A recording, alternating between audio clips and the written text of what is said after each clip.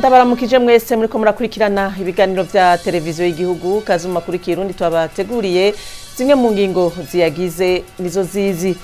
Abajejwe umutekano, abajejwe intwaro, abakozi ba OBE n'abandi basabwa gukurikiza amategeko kugira ngo urudandazwa njabukambibe hagati y'u Burundi n'igihugu gihanira intwaro rusangi ya Kongo rutera imbere. Byashikirijwe n'umushikiranganje wa mbere wa leta y'u Burundi Gervais Ndirakobuca kuri uyu wa gatanu mu nama yo guhanahana ivyiyumviro ku ngingo zofatwa kugira ngo urwo rudandazwa rutera imbere. Idonido ni muraya makuru. Kwirabira aho ibikorwa vy'imigambi ifashwe mu mugongo ni Banki ya Afrika ijejwe iterambere bigeze, nico catumye abashikiranganje babiri, ujejwe ikigega ca leta n'ujejwe amasoko ntanganguvu hamwe rero n'uguserukira iyo banki bishikira mu bibanza bibiri biriko birarangurirwamwo iyo migambi mu gisata c'amasoko ntanganguvu. Bakaba basanze ivyo bikorwa bigeze ku ntambwe ishimishije. Kaze mwidonido ryaya makuru. Ndasubiye kubaramutsa muri aya makuru ndi kumwe na Daniel Ndikumana asigura mu rurimi rw'ibimenyetso. Umushikiranganje wa mbere wa leta y'u Burundi Gervais Ndirakobuca atera kamo abapolisi, abajejwe intwaro, abakozi ba OBE n'abandi gukurikiza amategeko kugira ngo urudandazwa njabukambibe hagati y'u Burundi n'igihugu gihanira intwaro rusangi ya Kongo rutera imbere. Ivyo yabishikirije kuri uyu wa gatanu mu nama yo guhanahana ivyiyumviro ku ngingo zofatwa kugira ngo urwo rudandazwa rutera imbere. N'inkuru ya Donatienne Bukuru. Ngo naho leta y'u Burundi yagize inguvu mu guteza imbere urudandazwa njabukambibe ku rubibe ho Burundi buhana n'igihugu giharanira demokrasi ya Kongo, ngo ingorane ziracibonekeza. Ha tukavuga nko kubura ibitekezo ku bidandazwa njabukambibe, inyubakwa zidakwije amategeko yo gusuzuma neza ibidandazwa bigatuma haba urudandazwa rudaciye mu mategeko, umuyaga nkuba udakwiye, tanyarutsa amadosiye, kutubahiriza amategeko no kugwiza utugozi tutemewe n'amategeko bigatuma ibiciro biduga, idandazwa navyo ntibiboneke, ivyo navyo bikagira ingaruka mbi ku banyagihugu. Ni muri iyo ntumbero rero hatunganijwe inama kugira ngo urudandazwa njabukambibe rutera imbere hagati y'u Burundi n'igihugu giharanira demokrasi ya Kongo. Kugira ngo rero izo ngorane zihave, umushikiranganje wa mbere Gervais Ndirakobuca yamenyesheje ko u Burundi butegekanya kubaka inyubakwa ku mbibe u Burundi buhana n'igihugu ca Republika iharanira demokrasi ya Kongo kugira ngo urudandazwa rutera imbere. Yaciye asaba abapolisi, abakozi ba OBR n'abandi gushira imbere inyungu z'igihugu bakwirikize amategeko, gutyo u Burundi buharonkere akarusho. Umuntu wese ashitse mu kibanza arimwo canke bamurungitse ku gikorwa, ashitse muri ico gikorwa banza kwiraba. Uravye amabariyeri ari kuva kuri Shanike gushika mu Gatumba, Nyekasumba amabariyeri kuva kuri Gardinoro gushika Ikobero. Ni twebwe dutuma abantu baja muri informel. None umuntu ariko aragira ro commerce formel ukamushirako bitanditswe mu mategeko acagira acaca muri informel. Aha rero j'interpelle la police nationale, le service national de renseignement, l'administration. Ingorane umuntu yaje kugana ubanza ukaraba ico yakuzaniye. Nizo modoka zabo zifasirema identifiable. Bagenzi bacu b'abapolisi bayikubise ijisho bavuga bati ego ajya nisa warama. Umushikiranganje wa mbere yavuze kandi ko guteza imbere urudandazwa ndengambibe hagati y'u Burundi n'igihugu ca Kongo bitaraba ubushikiranganje mu byo bujejwe harimo ubudandaji, ariko biraba abo vyega bose. Nkuko nabivuze mu ncamake ya makuru, kwirabira ibikorwa vy'imigambi ifashwe mu mugongo ni Banki Afrika ijejwe iterambere bigeze, nico catumye abashikiranganje babiri, ujejwe ikigega ca leta n'ujejwe amasoko ntanganguvu hamwe rero n'userukira iyo banki bishikira mu bibanza bibiri biriko birarangurirwamwo iyo migambi mu gisata c'amasoko ntanganguvu. Umushikiranganje w'ikigega ca leta akamenyesha ko muri rusange ivyo bikorwa bigeze ku ntambwe ishimishije kandi ko n'uburyo bwabigenewe buriko bukoreshwa neza. N'inkuru ya Denise Manirambona. Ibibanza biriko birarangurirwamwo imigambi yo mu gisata c'amasoko ntanganguvu hakoresheje uburyo butangwa ni Banki ya Afrika ijejwe iterambere vyagendewe n'abashikiranganje babiri uwujejwe ikigega ca leta n'uwujejwe amasoko ntanganguvu ni mu Kabezi ahariko hararangurwa umugambi uzotanga umuyaga nkuba mu bice 36 biri mu makomine 21. Imiryango ishika 25,000 ikaba ari izoronsa umuyaga nkuba muri uwo mugambi gushika muri Ruhuhuma umwaka w'2025 kuko ibikorwa bigeze ku ntambwe ishimishije. Ibikorwa ariko bigenda neza kugira turabata gucererwa kurimwo ayo mafaranga ariko akoreshwa neza. Turavye muri rusange kuri ibyo bice 36 bazoshira mu umuyaga nkuba bateranije vyose dore ko bageze hafi 50%. Batwijeje yuko rero ico kiringo bazocubahiriza hamwe nka mu Kabezi mu kwa 12 bashaka kuba batangwe kuronka umuyaga nkuba kuco kiringo bahawe. Ahandi bagendeye ni mu Rubirizi ahariko harubakwa ivyuma bijejwe guhingura umuyaga nkuba bisubire biwutange ku bazowukoresha. Uwo muyaga nkuba uzova muri Kongo mu rugomero Ruzizi ya 3 naho rutarubakwa. N'urugomero rusangiwe n'ibihugu bitatu ari vyo Burundi, Kongo n'u Rwanda, naho nyene abashikiranganje bashimye uko ibikorwa biriko birarangurwa be n'ingene uburyo buriko burakoreshwa. Aya mafaranga yo tuyaronse abafise ikiringo azokoreshwamwo. Iyo rero habaye gucererwa kuyakoresha usanga twahomvye tuba tuje kuraba yuko ababijejwe abahinga twabitumye gukurikirana ivyo bikorwa ko ariko babikora ku gihe kandi bariko babikora neza. Niyo mpamvu twazaranye n'umushikiranganje jwe byo gutanga umuyaga nkuba kugira ngo turabe ko ibijanye no gukoresha amafaranga ku gihe n'ibijanye no gukora ivyo bikorwa ku buhinga byose biriko birajana. Userukira Banki ya Afrika ijejwe iterambere BAD Pascal Yembirine nawe nyene akaba yamenyesheje ko ashimishwa n'ingene ivyo bikorwa biriko birarangurwa akamenyesha ko iyo banki izobandanya ishigikira imigambi y'iterambere mu Burundi. Ico kibanza nyene cyo mu Rubirizi kizoba cuzuye mu kwezi kumwe kikazonasahiriza ikibanza ca kera cyo mu Kigobe gisanzwe gitanga umuyaga nkuba mu gihugu cose mu gutanga umuyaga nkuba mu gisagara no mu micungararo yaho. Mu kurindira ko urugomero rwa Ruzizi ya 3 gubakwa kuri ico kibanza cyo mu Rubirizi hazoca haba haracishwa umuyaga nkuba uvuye ku zindi ngomero kugira ngo umuyaga nkuba ushobore gusohoka neza. Mu nama y'imisi 2 Igitega yatunganijwe n'ubushikiranganje mu byo bujejwe harimo ikigega ca leta babura amatari abastanteri n'abahanuzi babo bajejwe iterambere bo mu karere ko hagati n'ubuseruko bw'igihugu barasiguriwe ibiri mu gitabo c'imbona kazoza y'u Burundi igihugu cifashe mu mwaka wa 2040 giteye imbere mu mwaka wa 2060. Maisha Simbigura muyobozi ajeje gutunganya imigambi mu bushikiranganje bw'ikigega ca leta akaba yasavye ko iyo migambi y'iterambere y'amakomine yo kwisunga iyo mbona kazoza. Ni muri Radio Done ndacayisaba. Iyo nama yatunganijwe n'ubushikiranganje mu byo bujejwe harimo ikigega ca leta yatumiwemwo babura amatari ba mustanteri n'abahanuzi babo mu byo bajejwe harimo iterambere n'ubutunzi. Intumbero kukaba kwari kubasigurira bikuru biri mu gitabo c'imbona kazoza y'igihugu yo mu mwaka wa 2040 no mu 2060 hamwe n'ibiri mu mugambi mushasha w'iterambere ry'igihugu nk'uko bivugwa na Maisha Simbigura umuyobozi ajeje gutunganya imigambi mu bushikiranganje kw'ikigega ca leta.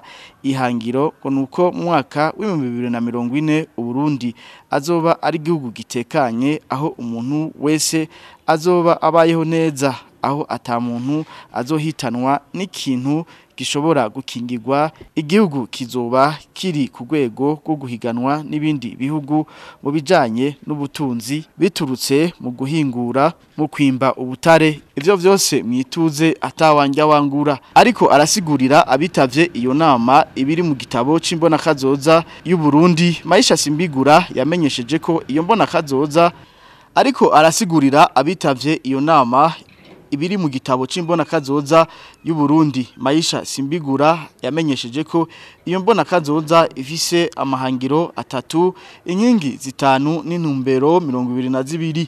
imigambi y'iterambere y'amakomine rero ngo ni ngombwa yisunge ibiri mu gitabo c'imbona kazoza mu mwaka wa 2040 no mu mwaka wa 2060 hamwe rero n'ibiri mu gitabo c'umugambi w'iterambere ry'igihugu muri iyo mbona kazoza bikaba bitegekanijwe ko umuntu azoba ashobora kumara imyaka n'imiburiburi 64 mu mwaka wa 2040 imyaka 80 mu mwaka wa 2060 igwirirana ry'abantu naryo rikazoba ryiyongereye ku gice kimwe n'ibice bitanu kwijana mu mwaka wa 2040 mu mwaka wa 2060 abantu bakazoba biyongera ku rugero rw'igice kimwe kwijana ni mu gihe mu mwaka wa 2040 umugore azoba atarenza kwibaruka abana batatu hamwe n'abana babiri mu mwaka wa 2060. Turabandanya n'amakuru twabateguriye ubushikiranganje mu byo bujeje harimwo umushikiranganje mu byajeje harimwo uburimyi Prosper Dodiko yakiriye ku mugaragaro kuri uyu wa gatanu hano i Bujumbura imashini zo kurima ntono zigera kuri 200 zatanzwe n'abarundi ba mu mahanga ku makoperative yerekanye akarero mu kugwiza umwimbu mu gisata c'uburimyi n'ubworozi n'inkuru ya Claudine Manirama. Izo mashini ntono 200 zirima zatanzwe n'abarundi basanzwe baba mu bindi bihugu zikaba zaronkejwe amakoperative yabaye akarorero mu ntara nkuko byashikirijwe n'umurundi aba mu mahanga ngo ni mu ntumbero yo kuruhurira abarimyi basanzwe barimisha isuka. Umushikiranganje w'uburimyi ubworozi n'ibidukikije Prosper Dodiko yakengurukiye cyane abarundi baba mu mahanga kuri ako gakemanyi k'izo mashini kuko imashini imwe ikoresha iritiro 2 z'igitoro igashobora kurima uburinganire bungana n'ihegitari. Byumvikana rero yuko tuvuze tuti tugomba tuje ku rundi rwego rwo gukoresha ama mashine ntihari hakwiye kubaho umurundi yikuramo avuga ati mvise agatongo gato. Akagakemanyi rero kaje kutwereka yuko muri intumbero yo kurimisha ama mashine yuko n'umuhana ushaka gushikirwa kuko barabibaza yuko ari ngombwa yuko ama mashine azokoreshwa ku bantu bafite amatongo manini. Akarero twovuga yuko ari akaroro keza kazokugururira imiryango abandi bafasha kugira ngo tuje kuri urwo rwego utu tumashine hamaze kuba ari ku imoteri ikora ibintu byinshi uko uhindura isuka niko ihindura n'ici gukorera. Utu tumashine rero turarima naho tutarima ahantu hari inyovu ahantu hagumye mugabo nk'ahantu abantu basoromye horoshe akamashine kararima. Mwumvise yuko kwisaha ushize mu litiro 2 za essence gashaka kurimira ihegitare yose. Ibyo rero murabona yuko biri bijanye n'uburyo abenegihugu bato uburyo bafise kandi murabona ko bizofasha. Tukavuga tuti rero tuje hamwe tuje kuzindi ntambwe.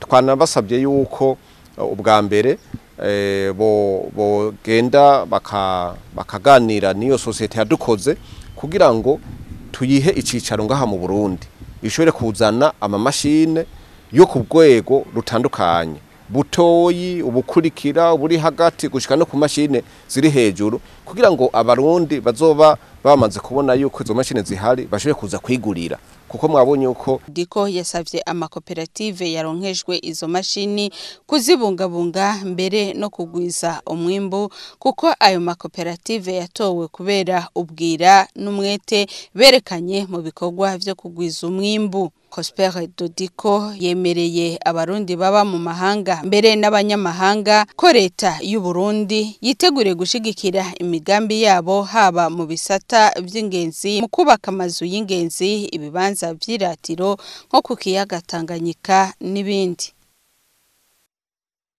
Ngo hagiye gusohoka igitabo gitosoye cerekana ingene hotunganywa neza hakanakingirwa ibibanza ndangakaranga vy'iratiro bikwega ingenzi hatibagiwe amashamba bikikuje. Ivyo nibishikizwa na Samuel Nibitanga umuyobozi w'amashamba mu kigo OPB hari ku munsi wa gatatu mu ntara ya Rutana ayico kigo catunganije inama yo gutosora utunenge turi mu gitabo cifatiro mu mugambi wo gutunganya ibibanza vy'iratiro vyo mu buseruko bw'igihugu. N'inkuru ya Jide Irakoze. Iyo nama yatunganijwe n'ikigo OPBE yari yo guhanahana ivyiyumviro kugira ngo haboneke igitabo gitunganijwe neza cofasha mu itunganywa neza ry'ikingirwa ry'ibibanza ndangakaranga vy'iratiro biherereye mu buseruko na cane cane ibimanga vyitiriwe abadagi vy'inyakazu hamwe n'amazi ya Karera. Umuyobozi ajejwe amashamba mu kigo OBPE Samuel Nibitanga yamenyesheje ko itosogwa ry'ivyemezwa ry'ico gitabo c'imigambi yo kubungabunga no gutunganya ku buryo burama ivyo bibanza biherutse gusubirwamwo, ari nayo mpamvu mu ntumbero yo gushira mu ngiro imbonakazoza y'igihugu ikigo OBPE kiriko kirakora kugira ngo ivyo bibanza bikingiye bimere neza kandi amayira ajayo abe nyabagendwa. Aho twovuga bimwe bimwe nko gushiraho inyubakwa z'ibiro vy'ivyo bibanza, kubonesha utubarabara tworohereza ingenzi, gushiraho ivyorohereza ingenzi mu gutembera garde-fou, kubonesha neza imbibe z'ibibanza biciye mu kubonesha imiciro, inzu y'amanama iriko irubakwa mu ishanga, gushiraho no gufasha amashirahamwe y'abakenyezi akora utugenegene, gushiraho no gukaririza ubwenge ikomite ihurikiyemwo bose. Luka Rondi ajejwe imigambi mu muryango w'ibihugu vya Buraya usanzwe ufashe mu mugongo uwo mugambi, aremeza ko ishirahamwe yaserukiye rizokomeza gushigikira uyo mugambi. Eka no mu vyigwa vyerekanywe hagaragaye ko ivyo bibanza bitunze ibinyabuzima vyinshi bikwiye gukingirwa na rirya hashobora kuba harimwo n'ibitari mu bindi bihugu. Mu gihe hamaze igihe havugwa ikiza c'ibihara vy'inkende kandi kikaba kimaze no kuvugwa mu burere butandukanye bw'ubuvuzi mu ntara ya Gitega, biragaragara ko abenegihugu batarijukira ingendo nziza yo gukaraba amazi meza n'isabuni, ndetse n'abaramukanya bahoberana bakaba bacibonekeza. Celestin Nshimirimana. Mu bibanza bihuriramwo abantu benshi aho twagiye turaca mu gisagara ca Gitega, bigaragara ko abenegihugu batarashira ku muzirikanyi ivyo kwikingira ikiza c'ibihara vy'inkende. Mu kibanza c'igituro c'imiduga ahitwa ku masanganzira, nk'aho bafungurira ibifungurwa bitetse canke mu bunywero aho bafungurira akanyama kokeje, hari aho usanga utudobo tw'amazi yo gukaraba ariko atasabuni iharangwa, n'ahandi usanga ivyo tudobo tw'amazi bisigaye ari umugani. Eka no ku bwinjiriro canke mw'isohokero ry'ico gituro canke ku biro vy'amashirahamwe yunguruza abantu ngaho ku masanganzira nta tudobo tw'amazi tuhabazwa. Ivyo biruko kandi no ku mabanki atari make akurira ngaho ku mugwa mukuru wa politike Gitega, hatibagiwe ku isoko nkuru ya Gitega naho nyene nico kimwe nta tudobo tw'amazi tuharangwa mu bwinjiriro bwayo, eka ndetse no ku masohokero yayo atandukanye. Aho ku isoko rikuru rya Gitega rero twabona abantu bagenda bafatanye mu biganza ndetse n'abaramukanya bahoberana, abandi bagahana ibiganza ataco binona. Mu bibanza bihuriramwo abantu benshi nyene twovuga ahari ubunywero butari buke aho bita kuri Sepejere, atakadobo k'amazi na kamwe kahabarizwa. Nubwo biruko amazu adandaza imiti yaratekanije amazi yo gukaraba, naho usanga abagana ayo mazu y'ubudandarizo bw'imiti bayaca impande bakirengagiza gukaraba. Buramatari w'intara ya Gitega Venamade Rambona atera kamo abenegihugu arongoye kudafata minenegwe ivyikiza cibihere bituruka ku nkende, ahubwo bikingire nk'uko bisabwa n'ubushikiranganji ujejwe amagara y'abantu. Rero dusaba yuko abenegihugu bose bo mu ntara ya Gitega ndetse n'abahandi twumve yuko kano karanda tubwirizwa ko kavira hasi gusumba kumwe twabikora mu gihe twariko turagwanya coronavirus. Aha rero duca dusaba yuko ahantu hose hakoranira abantu benshi dutegerezwa gusubira gushiraho vya bintu birimo amazi kugira ngo dukarabe be n'amazi meza be n'isabuni kugira ngo tuze turakaraba. Aho novuga ku bituro vy'amamodoka novuga ku masoko novuga mu mashengero aho abantu bose bahurira ku bubare eka ndetse no mu bibanza vy'uburiro. Ku makuru aturuka ku burongozi bw'intara y'ubuvuzi ya Gitega, uburere bw'ubuvuzi bwose bwo muri iyo ntara buramaze kuronka n'imiburiburi umwenegihugu umwe agaragaza ibimenyetso by'ikiza cy'ibihara bituruka ku nkende. Muyavugwa mu gisata c'inkino naho ubuserukizi bw'igihugu c'Ubushinwa mu Burundi bwemeye ko hagiye kubandanya ivyigwa byo kungura ubumenyi ku bakinyi abamenyereza n'abahagarikizi ba tennis de table mu Burundi bizoza biratangirwa mu gihugu c'Ubushinwa. Ni mu gihe kuri uyu wa gatanu mu gisagara ca Bujumbura hasozegwa ihiganwa rya tennis de table yitiriwe ubucuti bwiza hagati y'u Burundi n'Ubushinwa mu bijanye n'urukino rwa tennis de table. Ihiganwa ryatunganijwe n'iryo shirahamwe ry'ugo rukino rifadekanije n'ubuserukizi bw'Ubushinwa mu Burundi. Idonido na Jean-Yves Christian Ndayikeza. Isozegwa ry'ihiganwa rya tennis de table ryitiriwe ubucuti bwiza hagati y'u Burundi n'Ubushinwa mu bijanye n'urukino rwa tennis de table ryaranzwe n'inkino zitandukanye, harimo inkino za kivandimwe zahuje abakinyi bo mu buserukizi bw'Ubushinwa mu Burundi n'abakinyi b'Abarundi. Hakurikiye inkino za nyuma zahuje abarushije abandi mu nkino z'ibanze zabaye ku munsi wa kane mu mice y'abaminime, abakade, abajunior n'abasenior, haba ku bahungu canke ku bigeme. Zhao Shangshang yaserukiye ubuserukizi bw'Ubushinwa mu Burundi akaba yamenyesheje ko imigenderanire hagati y'Ubushinwa n'u Burundi mu bijanye no guteza imbere tennis de table igiye kubandanya. Jean de Dieu Ntirenganya yaserukiye ishirahamwe rya tennis de table mu Burundi akaba nawe yashimye uko gukomeza imigenderanire, anasaba ko Ubushinwa bwobandanya buterera mu iterambere rya tennis de table mu Burundi. Mwijambo nashikirije nasavye ko izo formation cyane zobandanya ku mwaka kugira yuko abana bacu bogira intambwe yisunune mu gukina hamwe boserukira Burundi mu bakungu baseruke barabinonosoye. Twanasabye yuko bana rero baduha ibikoresho kuko turifuza ko uyu mukino togwiza no mu mashuri mato mashure yisununuye. Icyo gihe rero twabisaba uburyo bwinshi, ibikoresho byinshi. Ivyo rero twabisavye yuko botuba hafi. Twanasabye kandi ko twifuza ko dufise sale ya federation ya tennis de table ngaha anyi mu Burundi kuko murabona ko twakine ahantu hameze neza cyane, natwe rero turifuza yuko tuba dufise ahantu dutegurira imikino ahantu hameze neza, tuvuga ati ahantu turahishimiye. Ibyo byose twabisavye rero kandi biri mu vyo bimwe bagiye batwemerera, nibaze ko nibindi tuzoza turabiyaga kandi bazotuguma hafi babitwemereye. Abakinyi batatu ba mbere muri buri muce uko imicarine ariyo abaminime, abakade, abajunior n'abasenior bakaba baronkejwe dushimwe tugizwe n'urupapuro rw'umutsindo n'ibahasha.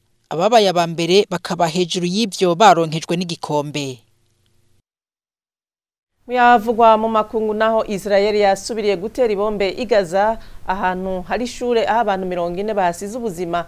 Igisirikare ca Israel kikaba casavye ko abantu baba ikane Younes bokinjura. Frank Ernest Nandiki. Iryo ni ishure rimwe mu mashuri abiri yatewe ko ibombe kuri wa kane na Israel. Iryo shure riri mu karere k'ubuseruko igaza ryari risanzwe ricumbitsemwo impunzi. Abanyegaza bakaba bari mu marira kubera abantu babo bishwe. Hamas ikavuga ko hasize ubuzima abantu batari bake muri ico gitero. Uyavuga ati haraheze iminsi 45 twaratewe igitero muri iki kibanza nyene. Uno munsi twari mu ishure tuza twumva amabombe kandi nta watuburiye hakiri kare ntitugira niyo tuja.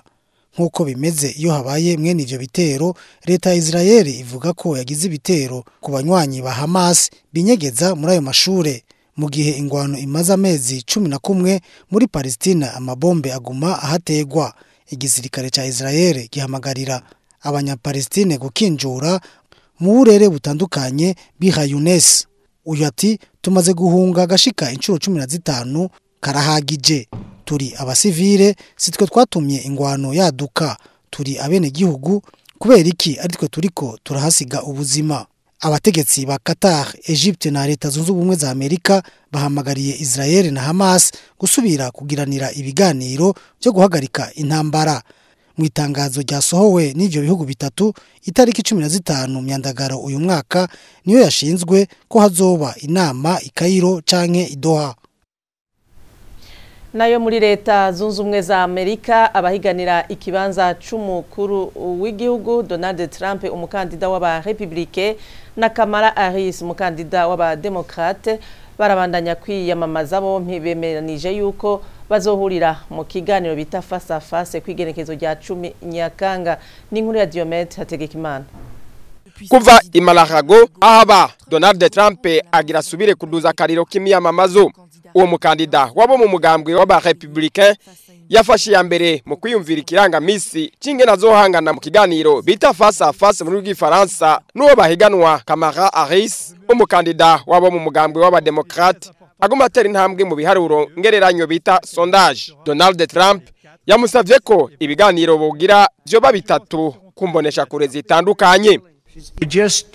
Nibaza ko bikenewe cyane ko ivyo biganiro biba. Nizere ko azovyemera bizobe kwigenekerezo rya 4, 10 na 25 Nyakanga. Nibaza kandi ko ivyo biganiro bizogaragaza ibitari bike.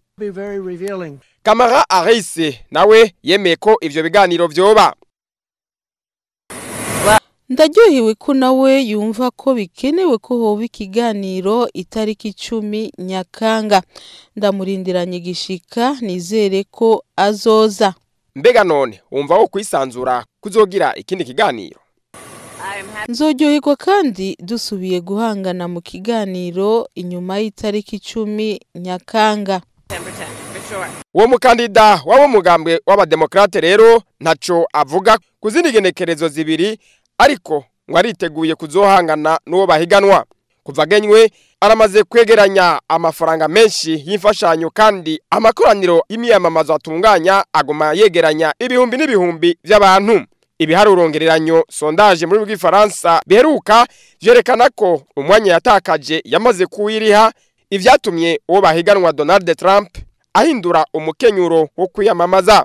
Mu kiganiro ku bamenyesha makuru yatanze Imalahago, Donald Trump yarerekanye ko yahomvye kuba atabandanije ahiganwa na Joe Biden gushikaho avuga ko gusokora kwa Joe Biden mu guhiganira ikibanza c'umukuru w'igihugu vyerekana ko hari ivyo yiyagiriza naho atavuze ivyo ari vyo.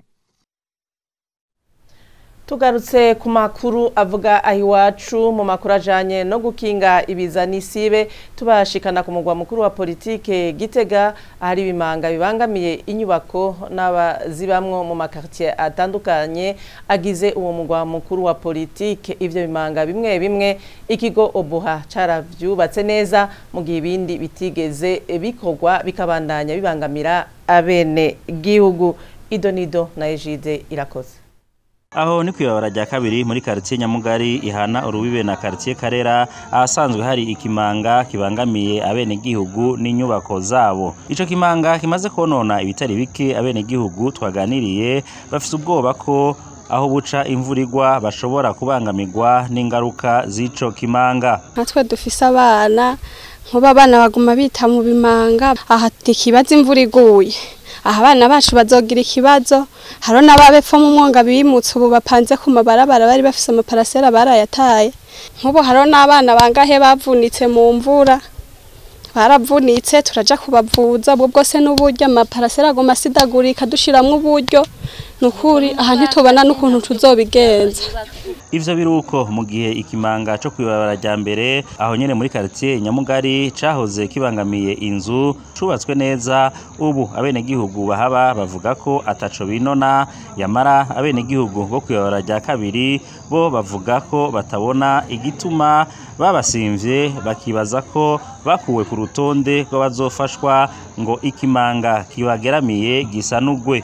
Twebwe byo kubikora bari babivuze mugabo turavyo bigerereye tubona umengo ntavyo bakidukoreye none ko bamaze gukora ahantu habiri hose baharengana twumva ngo bageze iyo twe twibaza ko badukuyemo tutakirimo. Abo bene gihugu basaba ikigo Obuha kubagarukirako mu gusanura ico kimanga kugira ngo inzu zoye kubabomokerako mu gihe c'imvura. Twebwe ico dusaba nka twebwe tuhaba nk'abantu baba hiyo hepfo tuba ahantu habi cyane inzu zigoma zibomagurika imvura iguye. Nkaje zarabaye n'ivyibaraho nubaka inshuro zibiri kubera amazi. Mwoturamira kuko benshi inzu zigoma zibomoka imvura iguye kubera imvura nyinshi. Iki kimanga nyene kubera amazi haguma amanuka nyene ashikira mwonga. bijejwe no kuri turabinginze turabafukamiye bakidukorere no kuri bazoba bakoze neza bodufasha natwe bakaza kukiraba bakakidukorera kugira natwe abene gihugu bo muri quartier Nyamugari tworoherwe.